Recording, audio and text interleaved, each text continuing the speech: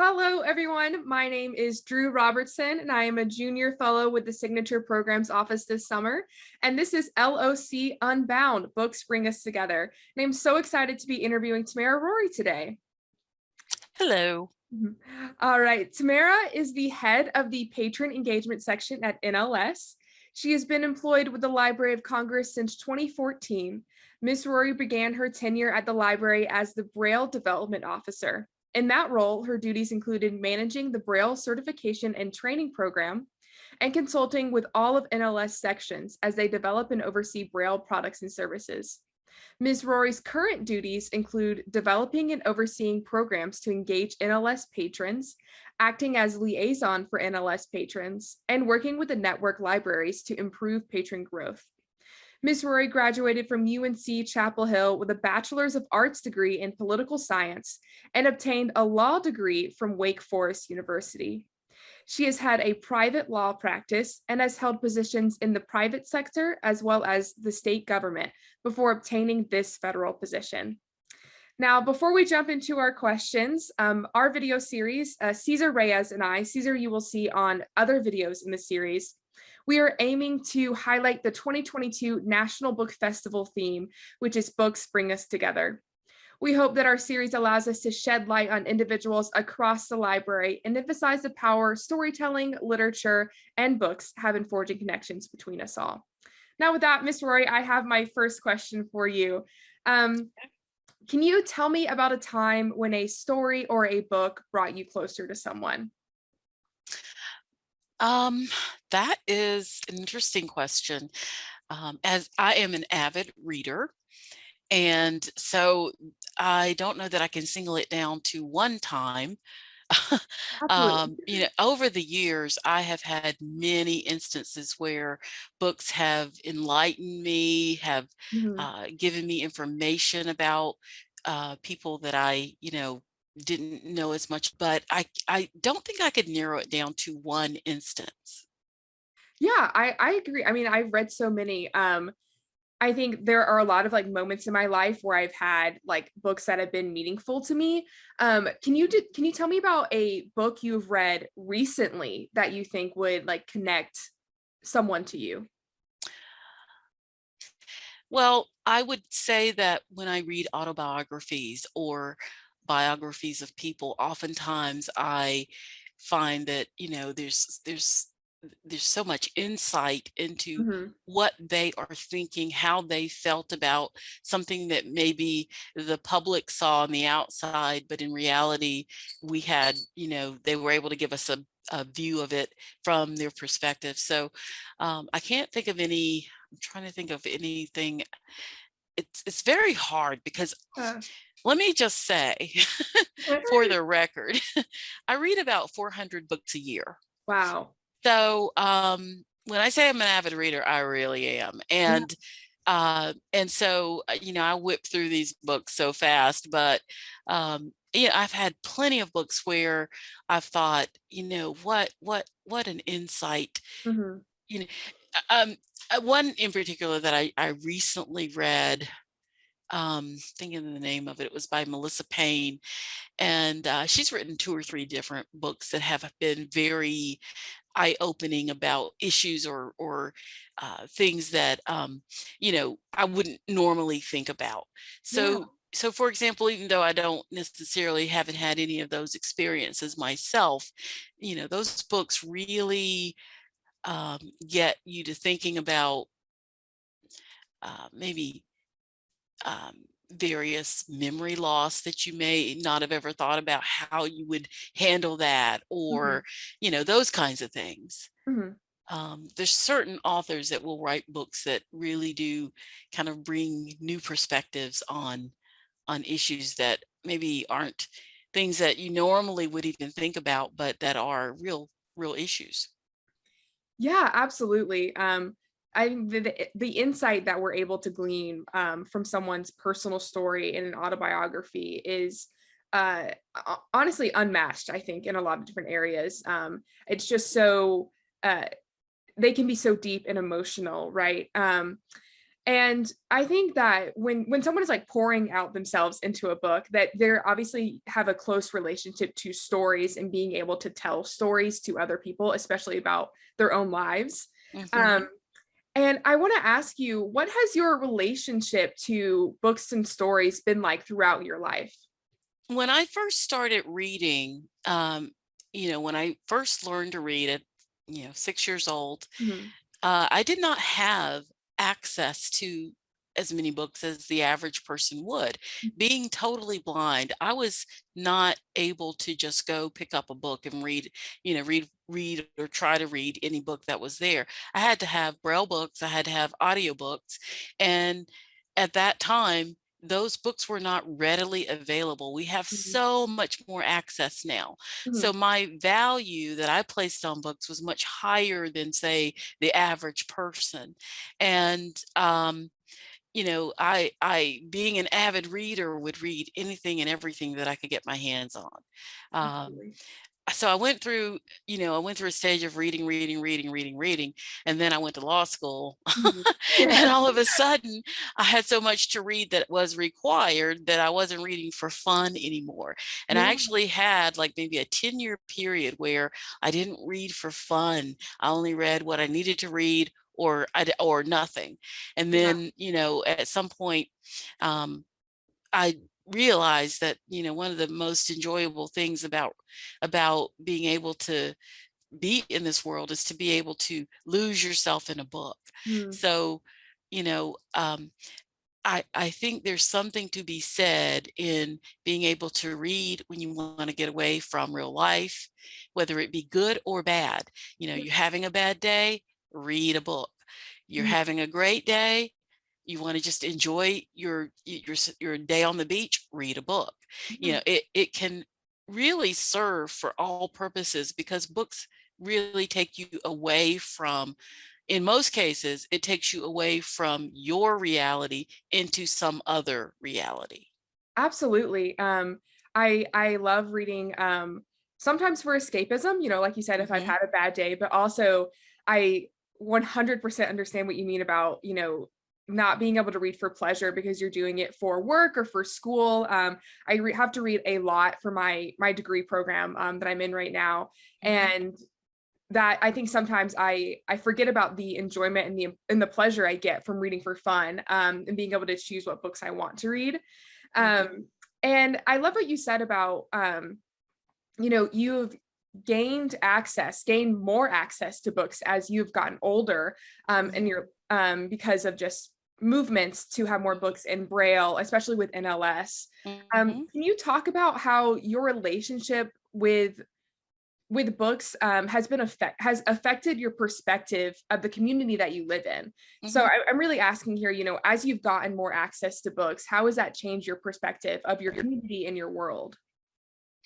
Well, um, I think I have probably a deeper appreciation Mm. for, I have gained more access because not only because NLS is providing probably 5 times more books per year Wow. than they used to provide, in the 70s when I was learning to read, 50 years ago, basically.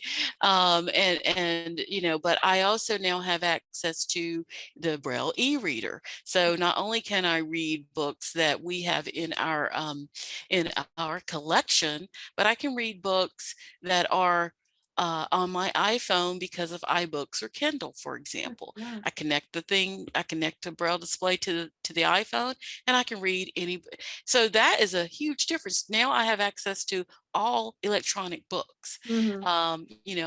I can read books that maybe were independently published that maybe don't fit the criteria to be in our collection, but that are available to me electronically. Yeah. So, my appreciation, and I can go to the regular public library and read books using Libby or Overdrive because those books are available in audio to everyone. Not only have we been able to get more access because of electronic braille displays or e-readers, but we've also gained more access through Maricache. We've gained more access because the audiobook has become much more popular. Now everybody's reading it. So it's not a niche thing. It's something that is available for everybody. So therefore they're making more of them. You know, there's hundreds of thousands of audiobooks available. And if they're available, then I can access them just like anyone else could. Absolutely. But my appreciation for the fact that books are available, you know, it's very strong, and I Mhm. cringe anytime I hear of someone talking about withholding a book or Mhm. deciding that a book should not be made available to someone for what I would consider superficial reasons.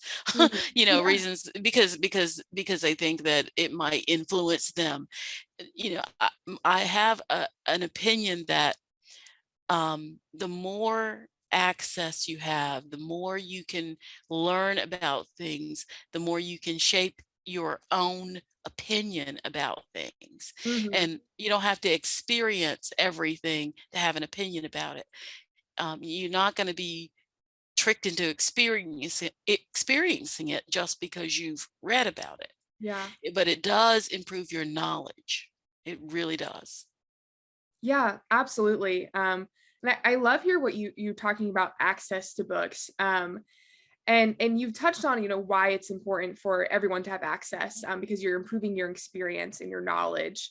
Um, and I want to ask you, how do you think something like literature, something like access, how does that change the way that we coexist with one another? I think that access in general gives people a larger perspective, gives people information.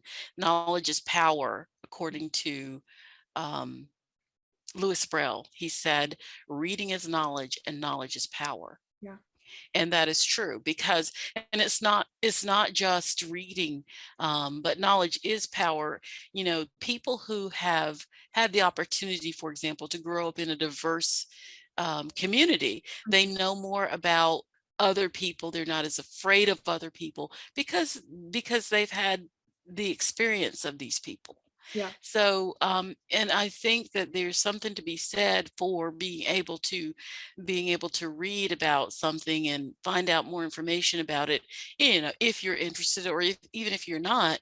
You know, it's amazing how many times I answer a question, for example, on Jeopardy or something, and Yeah. it's all because I read something about this. Not, and you know, I usually get the literature questions correct when they have those on Jeopardy, but I haven't read all those books. I Yeah. just know, you know, I just know the information based on the fact that I know, you know, that I have a wide breadth of knowledge about various literature. Mhm.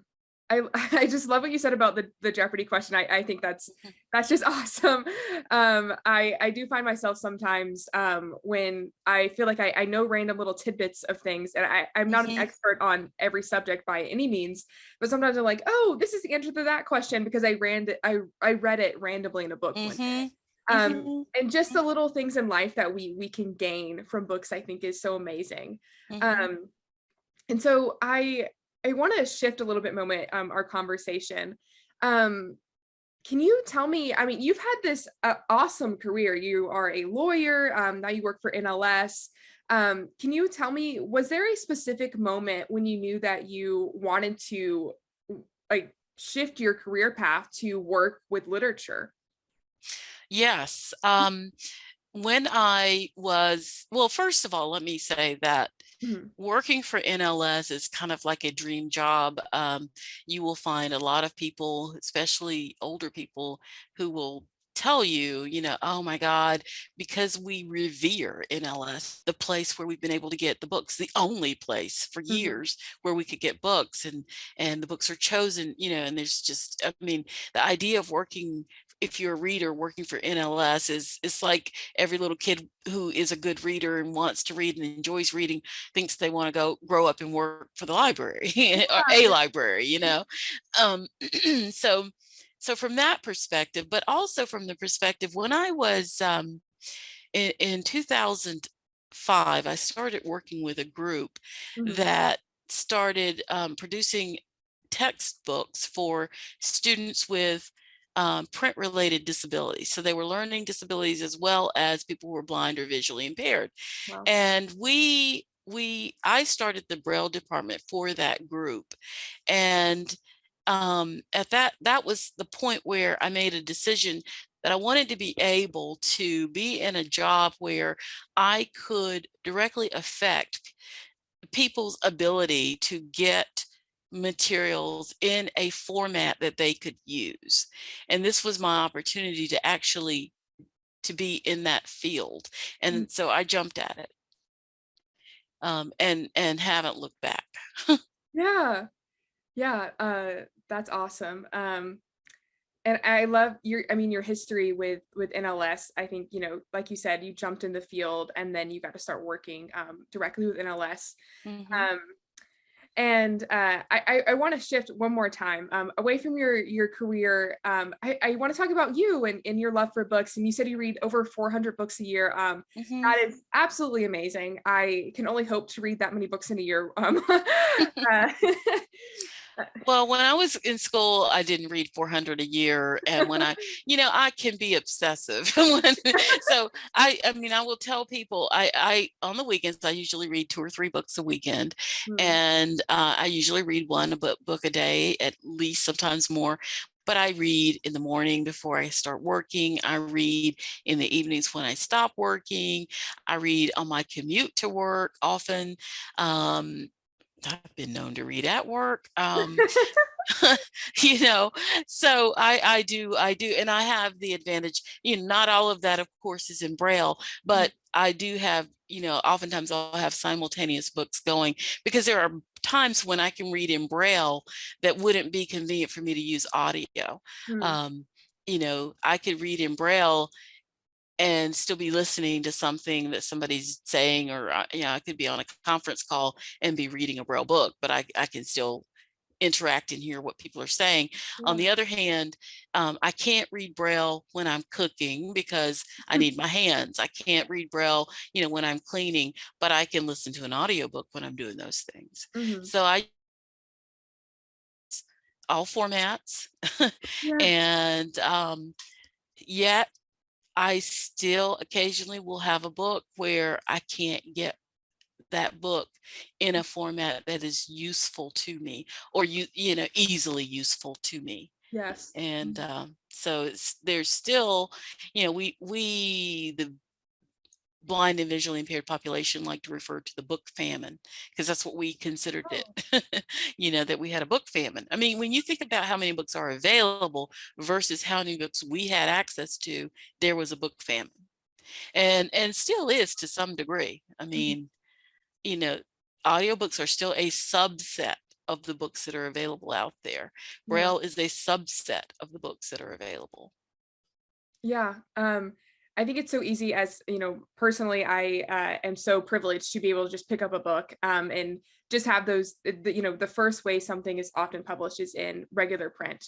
And Hmm. I so often lose sight and forget that there are so many people that don't have that easy of an access. I think it's absolutely amazing what you're doing with NLS and what NLS is doing for the country and for the world. And to have that access of books increase for all and not just for people who are privileged enough to be the market that is usually sold to for traditional publishing. Um, so I Um, I just wanted to mention that when you use the word privilege, you're correct, because mm, NLS does make a lot of books available, but they can't possibly make all books available. And now that we have the e-reader, that does help, but that is something that has happened in the past couple of years. I have been very fortunate to have been employed, so yeah, I can buy audiobooks that I can't get through NLS. you mhm, know um, some books, like I said, you can use Libby or Overdrive, but up until recently, they weren't very accessible. And you had to be willing to do some serious hard work to make them, usable for you. And some would say they still aren't as accessible as they need to be. mm, So, so it is a privilege, and it is not everybody has the same type of access. yeah, absolutely. It makes me think of what you were saying earlier about having access to books and how important that was for you growing up, but then also in just in anyone's development, and being able to experience stories outside of your own, through literature. And so that, I mean, honestly, it brings me to my last question. And you have been absolutely amazing. You've given so much information here, and I think learning more about you and NLS, it has been a wonderful interview. But my last question for you is, what does it mean when you hear the phrase "books bring us together"? Books bring the readers together. The Yeah. problem is not everybody's a reader. So I think that books can definitely, I mean, there's several ways to look at that. I know that, for example, with the audiobook readers, not just blind population, but other people who are readers, not only are we talking about the books, but we're talking about the narrators and, what these narrators are doing and how they, which ones we prefer and which ones we don't. Mm, We're talking about the themes of the books and who performed it in a way that we liked or didn't like. yeah. But when you're talking about just books in general, I think that you know books books are conversation pieces. They from the not only from being just the topic that they might cover, but there's books, there are picture books that Yeah. may bring us together, or graphic novels that may bring the teenager to the adults, so that they have something to discuss. Usually if you can find a book that everybody's read, that can be it's just like with dogs or cats. When I walk down the street, I have a guide dog. He may be in this picture, I don't know. But when I walk down the street, or get on a train or a bus, Mm, I hear so many people saying things like, "Oh, I have a dog. Oh, when I grew up, I had a dog that looked just like that." All of a sudden there's all this dog conversation, and it's people have a smile on their face about it. mm, When I walk into a room and people ask me, "What book are you reading?" and I say, "Oh, I'm reading Where the Crawdads Sing." yes. "Oh, that's being made into a movie. Oh, I read that 2 years ago and it's very, oh, blah blah blah blah." So that it's the same type of reaction. Hmm. Yeah, And, there's, go you ahead. know, oh, Mm, I was gonna say, when people then, start talking about the actual book, "Oh, that part where that happened." yes. Yeah. So yeah, I think books do bring people together in a lot of ways. Yeah, it's a community that is created around any one book that has been read by a group of people, but I Mhm. think especially around a multitude of novels and stories and comic books, certainly a community of people. And that was my last question for you. Mhm. And I just want to say before I stop the recording here, to everyone out there, the National Book Festival is on September 3rd of this year. It will be in person, and we will have online options as well. So please go to the Library of Congress website, the National Book Festival website, to check that out. And a huge thank you again to Tamara. Thank you so much for joining me. And thank you for having me.